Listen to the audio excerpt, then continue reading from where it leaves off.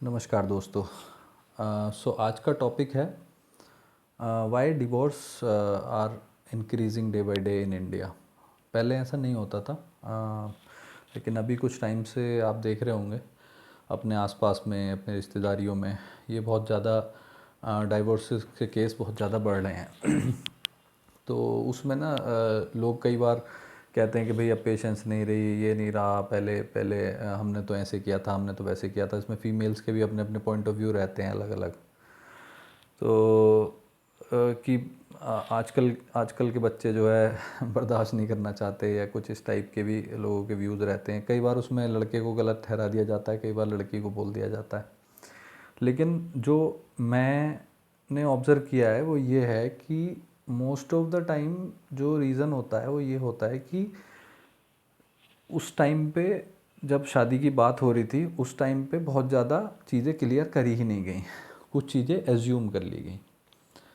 For example, मतलब थोड़ा बेहुदा सा एग्ज़ाम्पल लगेगा, लेकिन लेट से लड़की से किसी ने ये नहीं पूछा भाई आपको आगे बेबी प्लान करने हैं या नहीं करने हैं।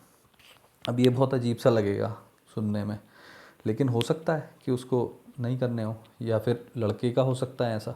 लेकिन ये चीज़ कभी पूछी नहीं जाती है शादी में। तो अब ये इसमें लोग कहते हैं अरे हाँ ये ऐसे कैसे, नहीं भाई शादी हो रही है, बच्चे तो प्लान करेंगे ऐसे। अब नहीं होगा, हो सकता है किसी को नहीं करने हो। बाद में वो उठा के लड़की या लड़का कह देता है कि भाई मेरे से तो पूछा ही नहीं था, है ना। अब सारे लोग स्टंट कि भाई अब क्या बोले, मतलब ये तो आउट ऑफ सिलेबस हो गया, है ना। क्योंकि सबको लगता है कि भाई शादी हो रही है तो बच्चे भी होंगे। ये मैंने खाली एक एग्जांपल के लिए एक दिया। ऐसे ऐसी बहुत सारी चीज़ें हैं कि भाई उसे कहाँ रहना है, शादी के बाद नौकरी करनी है या नहीं करनी है, आप नौकरी तो नहीं छुड़वा दोगे, या फिर भाई पेरेंट्स के साथ रहना है या नहीं रहना है। कई बार होता है ना भाई, मेरे पेरेंट्स हैं, लड़के वाले कहते हैं कि उनकी तो सेवा करेगी, या कुछ बहुत सारे एजम्पशन हैं जो हम एज्यूम कर लेते हैं कि ऐसे ही होगा, सोसाइटी ने जैसे सेट किया हुआ है। लेकिन अब आज के दिन वो सब चीज़ें हो नहीं पा रही हैं। तो मेनली जो मुझे इशू लगा, रूट कॉज है उसका, वो ये है कि बहुत सारी चीज़ें अजम्पशन में चली जाती हैं, और एजम्पशन के बेसिस पे शादी हो जाती है, बाद में वो कोलैप्स कर जाता है। तो उसकी वजह से फिर डाइवोर्स तक नौबत पहुंच जाती है। तो इसमें बेसिकली होना क्या चाहिए कि शुरू में ही बातें क्लियर हो जानी चाहिए। अच्छा, पहले क्या होता था, थोड़े जो बीच में जो शादी करवाने वाले बिचौलिया होते थे, वो भी ये है कि थोड़ी चीज़ें क्लियर कर देते थे। कुछ जो चीज़ें नहीं बताने की हैं वो अपने पास भी रख लेते थे। और मतलब होता है ना कि शादी से पहले क्योंकि बहुत तरीके की बातें होती हैं, तो कुछ जो है जो दूसरे पक्ष को नहीं बताने की है वो नहीं बताई, जो बताने की है, जो ज़रूरी है, जिसकी वजह से आगे दिक्कत आ सकती है वो बता दी। तो वो भी काफ़ी मैच्योर्ड थे, या फिर उस समय लाइफ थोड़ी सिंपल थी, कॉम्प्लिकेटेड रोटी कपड़ा मकान के ही इश्यूज थे, तो लोग उतना कर लेते थे। आज के दिन वो नहीं है। तो अब क्या है कि वो सिस्टम भी ख़त्म हो गया। बिचौलिया भी अब जो है, जो जो हैं वो बस किसी तरह खाना पूर्ति कर देते हैं, बाद में वो बुराई मिल जाती है। वो वाला सिस्टम भी कोलैप्स कर गया है। अब ज़्यादा लोग जो है अब ये कहते हैं कि भाई मेरे को पढ़ना ही नहीं चक्कर में, क्योंकि इससे बुराई मिल जाती है मुझे, और मिलती भी है। ये मैं ये नहीं कह रहा सब केसेस में।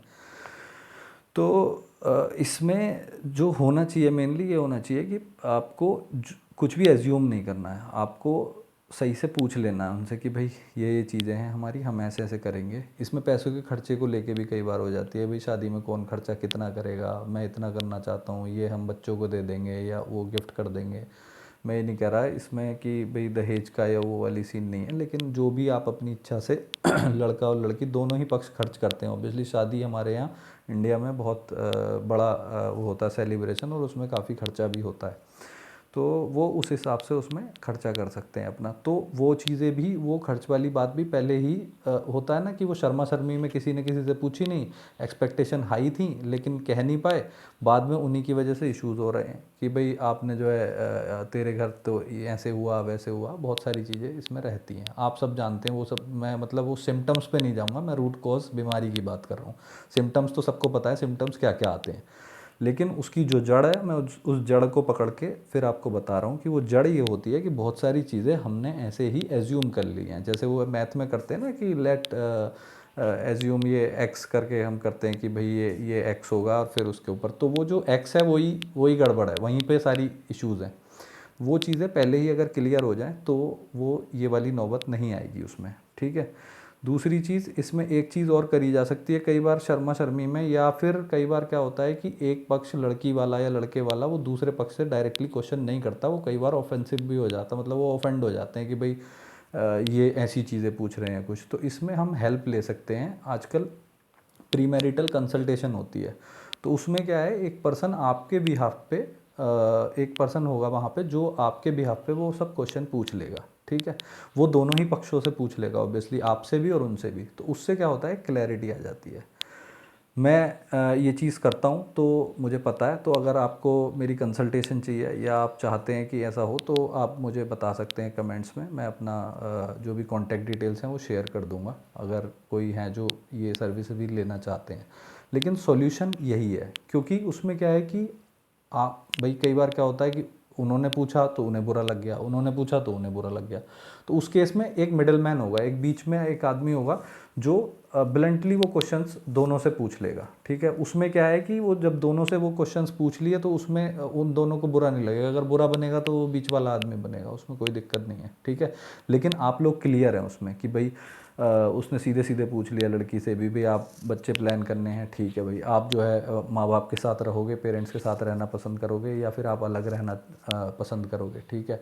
लड़के की तो कम ही इसमें इच्छाएं रहती हैं, ठीक है। अब आजकल आज के दिन तो जो चल रहा है, तो उसमें लड़की का ही मेनली रोल रहता है कि भाई उनसे क्या क्या चीज़ें पूछनी है, कैसे कैसे है भाई। खर्च का लड़के ने पूछ लिया, भाई ये कैसे करेंगे, या फिर भाई लड़की के नाम एफडी कर दी, या फिर शादी में क्या खर्चे करेंगे, क्या आपके फरमाइशी प्रोग्राम है। कुछ ना कुछ होते ही हैं सबके कि भाई वो बुरा लग जाता है कि हमारी तो बुआ जी को ये नहीं किया, हमारी तो वो नहीं किया। कई बार लोग मतलब बताते हैं, और मैंने होते हुए देखी हैं ये चीज़ें, कि उसमें क्या होता है कि शादी टूटने का इतना दुख नहीं होता जितना दुख उन्हें उन खर्चों का हो रहा होता है जो वो कर चुके हैं ऑलरेडी, जो कि सुहा हो चुका है। अब वो दोनों ही पक्ष कर चुके हैं, दोनों पक्षों में से किसी के पास नहीं है वो तो चला गया क्योंकि, ठीक है। तो अब उस चीज़ का ज़्यादा दुख है कि वो रिकवर कैसे होगा। फिर कल को फिर वही सब चीज़ लिटिगेशन में, कोर्ट केसेस में और इनमें चली जाती हैं, तो उसका कोई सॉल्यूशन नहीं है। वो एंडलेस प्रोसीजर है, फिर आप उसमें भागते रहो और ये सब करते रहो।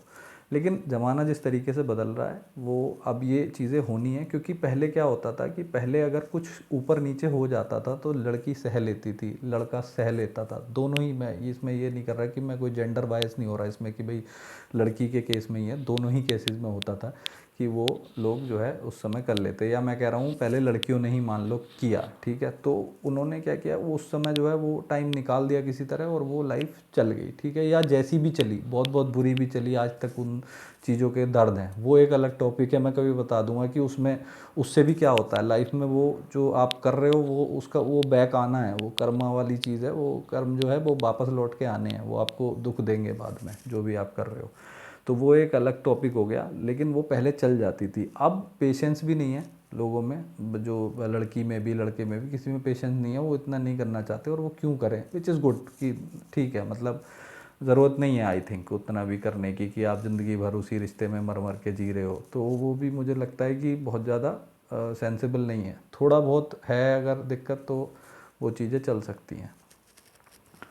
इसमें भी कई ऐसा होता है कि कई बार ना, ये इसमें भी मैं अगेन कहूँगा कि कंसल्टेशन इसमें भी एक अच्छा रोल प्ले करती है। अगर किसी, ये तो मैंने पहले की चीज़ें बताई कि शादी से पहले हम क्या क्या कर सकते हैं। शादी के बाद भी अगर मतलब बहुत ज़्यादा मार पिटाई इस लेवल पे नहीं हो रही है कि हाँ बहुत ज़्यादा फिज़िकल एब्यूज़ में आ गई है कहानी, या फिर जो है होता है कि भाई लड़के का कहीं और कुछ अफेयर चल रहा है, लड़की का कहीं कुछ और चल रहा है, तो फिर वो उस केस में तो शायद नहीं बचाया जा सकता। लेकिन अगर ये दोनों चीज़ें नहीं हैं तो आई थिंक 90% कंसल्टेशन से चीज़ें सॉल्व करी जा सकती हैं। तो उसके लिए भी मतलब आप वो सर्विसेज भी ले सकते हैं, वो शायद हेल्प कर जाएं उसमें। बाकी तो डिपेंड करता है केस टू केस वो। तो ये मेनली मुझे ये वाली चीज़ लगी। तो हमें जब हम शादी में 50 लाख रुपए, 1 लाख, 1 करोड़ रुपए जब हम खर्च कर रहे हैं, तो क्या हो गया 5-10 हज़ार की अगर हम कंसल्टेशन ले लें, कोई दिक्कत नहीं है उसमें मेरे ख्याल से। उससे चीज़ें आपको क्लियर हो जाएंगी। और आप जो ये बाद में दिक्कतें आ रही हैं, बाद में आप जो परेशान हो रहे हो, वो परेशानी पहले ही आप वहाँ से जो है आप कट सकते हो कि ठीक है भाई, हाँ हमें नहीं समझ में आ रहा है या ये सब चीज़ें हैं, वो पहले ही आपको क्लियर हो जाएंगी चीज़ें। तो यही मेरा था, और कुछ आपको लगे तो आप कमेंट सेक्शन में लिख सकते हो इस टॉपिक पे। मतलब मुझे काफ़ी कुछ इस चीज़ में पता है, तो अगर आपको लगे कि कोई और टॉपिक पे जो कि रिलेशनशिप से हो, मैरिटल आजकल जो इश्यूज चल रहे हैं, जो मैरिजेस में इश्यूज चल रहे हैं, उनसे रिलेटेड अगर कोई टॉपिक आपको लगता है कि उस पर हमें बात करनी चाहिए, तो मैं उस पर भी वीडियो बना दूंगा। और भी किसी अगर आपको टॉपिक पे ये मतलब महसूस होता है कि भाई हम इस वाले पे बात कर सकते हैं, या हो सकता है कि सोसाइटी उस बारे में बात ही नहीं कर रही है, तो आप वो टॉपिक नीचे कमेंट सेक्शन में मेंशन कर सकते हो, मैं उस पर भी बात कर लूँगा। Thank you so much.